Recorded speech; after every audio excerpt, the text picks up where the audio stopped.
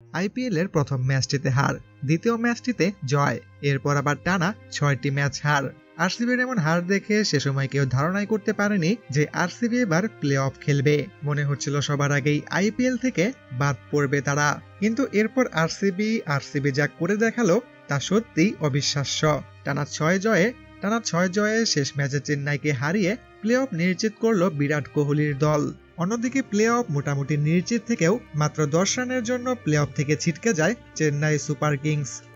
সমীকরণটা ছিল এরকম যে আরসিবির দেওয়া 219 রানের টার্গেটটা পাড়ি দিতে হবে না চেন্নাইকে। যদি চেন্নাই 201 রান তুললেও ম্যাচটি হারে, তবুও নেট রান রেটে এগিয়ে থাকায় তারাই খেলবে প্লে অফ।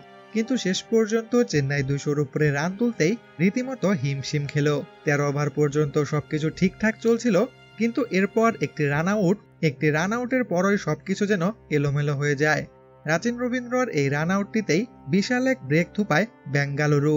কেননা এর পরের ওভারেই শিবাম ডুবে এবং তার পরের ওভারের শেষ বলেই ফাফ ডু প্লেসিস মিচেল সান্টনারের দুর্দান্ত একটি ক্যাচ নেন।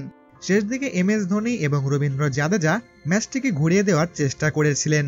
শেষ ওভার পর্যন্ত ম্যাচটিকে নিয়ে যান তারা। তবে শেষ 6 বলে প্লে অফের জন্য 17 রানের প্রয়োজন হলে প্রথম বলে 110 মিটারের 6 মারার পর দ্বিতীয় বলেই ক্যাচ আউট হন এমএস ধোনি। আর তারপর ওই ম্যাচটা মূলত ছিটকে যায় চেন্নাইয়ের কাছ থেকে। মাত্র 10 রানের জন্য প্লে অফে কোয়ালিফাই করতে পারল না চেন্নাই। ম্যাচ শেষে ধোনি অনেকটা ইমোশনাল হয়ে পড়েছিলেন। হয়তো আইপিএলে এটাই ধোনির শেষ ম্যাচ। আর তার বিপরীতেই জয়ের উল্লাস করছিল রয়্যাল চ্যালেঞ্জার্স বেঙ্গালুরু।